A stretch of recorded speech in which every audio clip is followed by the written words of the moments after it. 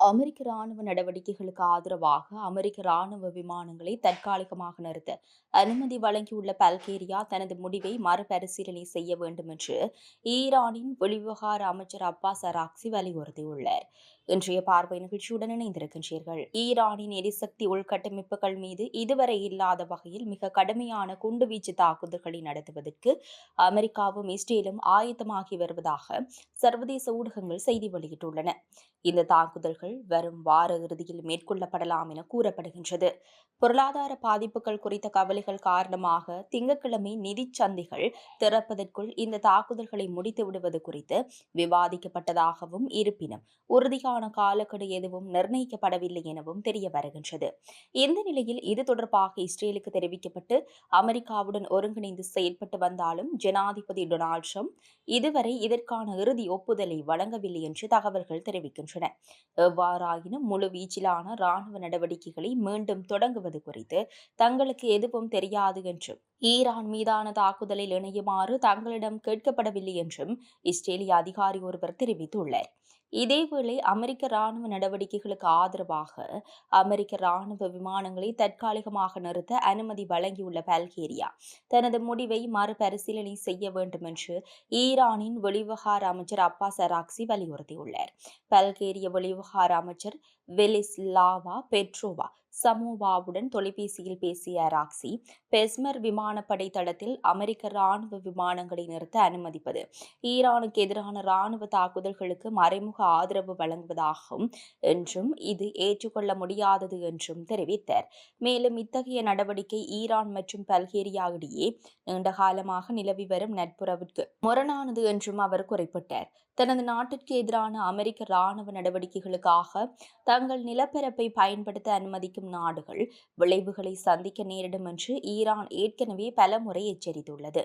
இதேவேளை சைப்ரஸ் வெளிவிவகார அமைச்சர் கான்ஸ்டான்டினோஸ் கொம்போஷுடனும் அப்பாஸ் அராக்சி தொலைபேசியில் கலந்துரையாடினர். அப்போது சைப்ரஸில் உள்ள வெளிநாட்டு ராணுவ தளங்கள் ஈரானுக்கு எதிரான நடவடிக்கைகளுக்கு பயன்படுத்தப்படாத வகையில் நடவடிக்கை எடுக்கப்பட வேண்டும் என அவர் வலியுறுத்தினார்.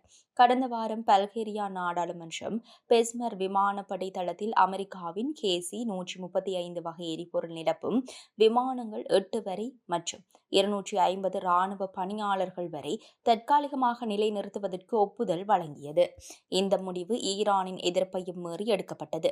எனினும் இந்த நடவடிக்கையின் கீழ் தாக்குதல் நோக்கமுடைய ஆயுதங்கள் எதுவும் நிலைநிறுத்தப்பட மாட்டாது என்றும், இதனால் பல்கேரியா எந்த ராணுவ நடவடிக்கையிலும் நேரடியாக பங்கேற்கும் தரப்பாக மாறாது என்றும் அந்நாட்டு அரசு விளக்கம் அளித்துள்ளது.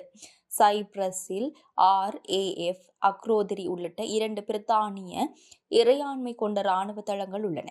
இஸ்ரேலும் அமெரிக்காவும் ஈரானுக்கு எதிரான தாக்குதல்களை ஆரம்பித்த சில நாட்களுக்கு பிறகு கடந்த மார்ச் மாத தொடக்கத்தில் அக்ரோதிரி விமானப்படை தளம் மீது ஈரான் அனுப்பிய ஆளில்லா விமானம் தாக்குதல் நடத்தியதாக தெரிவிக்கப்பட்டது.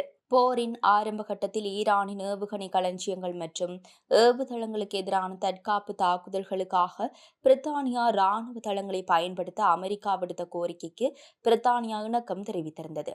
ஆனால் பின்னர் அமெரிக்காவுடன் மேற்கொள்ளப்பட்ட அந்த தற்காப்பு ஒப்பந்தத்தின் கீழ் RAF அக்ரோதிரி விமானப்படை தளம் பயன்படுத்தப்பட மாட்டாது என்று பிரித்தானியா தெளிவுபடுத்தியது.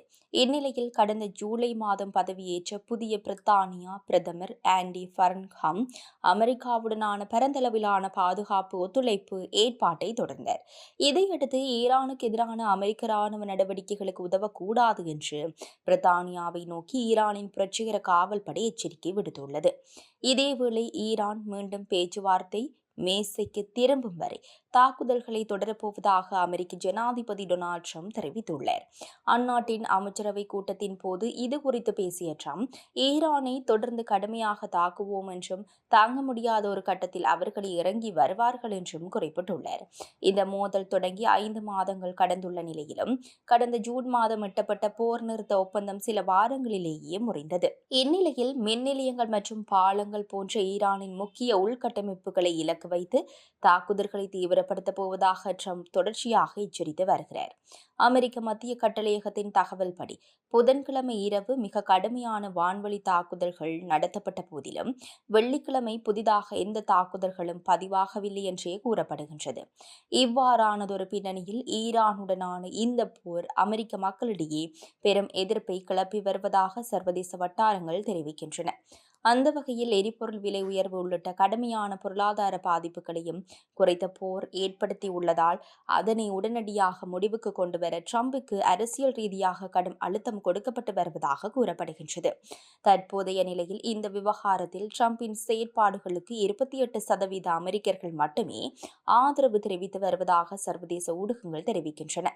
இதேவேளை ஹமாஸ் அமைப்பினர் ஆயுதங்களை கைவிடவும் காசாவிலிருந்து இஸ்ரேல் தனது படைகளை திரும்பப் பெறவும் எட்டப்பட்டுள்ள ஒப்பந்தமே சமீபத்திய நாட்களில் கிடைத்த ஒரே நல்ல செய்தி என்று ஐக்கிய நாடுகள் சபையின் பொதுச் செயலாளர் அன்டோனியோ குட்ரஸ் தெரிவித்துள்ளார். சிரியா, ஜோர்தான் மற்றும் சைப்ரஸ் நாடுகளுக்கான தனது சமீபத்திய பயணங்கள் குறித்து செய்தியாளர்களிடம் பேசிய அவர் மத்திய கிழக்கு பிராந்தியத்தால் இனி மற்றொரு போரை தாங்க முடியாது என்று சுட்டிக்காட்டியுள்ளார். இதன்படி மத்திய கிழக்கின் அனைத்து முனைகளிலும் மோதல்கள் உடனடியாக நிறுத்தப்பட வேண்டும் என்பதை குட்ரஸ் உறுதியாக வலியுறுத்தியுள்ளார். மேலும் ஒப்புக்கொள்ளப்பட்ட ஒப்பந்தத்தை இஸ்ரேல் மற்றும் ஹமாஸ் ஆகிய இருதரப்பும் விரைவாக நடைமுறைப்படுத்த வேண்டும் என்றும் அவர் கேட்டுக் கொண்டுள்ளார். இந்த இலக்குகளை செயல்படுத்துவதற்கான வழி வரைபடம் ஏற்கனவே அறிவிக்கப்பட்டுள்ளதை சுட்டிக்காட்டிய அவர் எந்தவித கேள்விகளோ சந்தேகங்களோ அல்லது அதை சீர்குலைக்கும் முயற்சிகளோ இன்றி அந்த வழிமுறை முழுமையாக பின்பற்றப்பட வேண்டும் என்றும் குறிப்பிட்டுள்ளார்.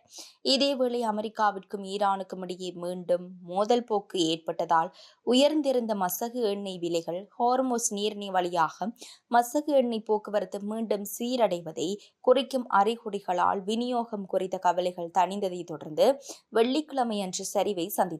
செப்டம்பர் மாத விநியோகத்திற்கான மேற்கு டெக்சாஸ் இன்டர்மீடியட் எதிர்கால ஒப்பந்தங்கள் 1.62% சரிந்து $82.24 அமெரிக்க டாலர்களாக குறைந்தன.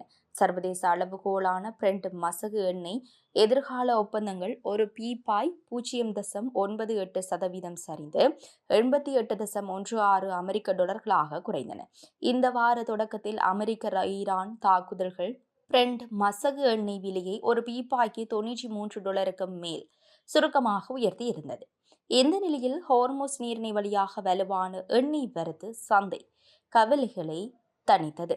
முக்கியமான அந்த நீர்வழி பாதையிலான போக்குவரத்து போருக்கு முந்தைய அளவுகளில் சுமார் 30% முதல் 35% வரை மீண்டுள்ளதாக மதிப்பிடப்படுகின்றது. மேலும் இயல்பான போக்குவரத்தில் 50% முதல் 60% வரையிலான மீட்சி ஏற்பட்டாலே உலகளாவிய எண்ணெய் சந்தையில் மீண்டும் அதிகப்படியான விநியோக சூழல் உருவாக போதுமானதாக இருக்கும் என்றும் ஆய்வாளர்கள் கூறுகின்றனர்.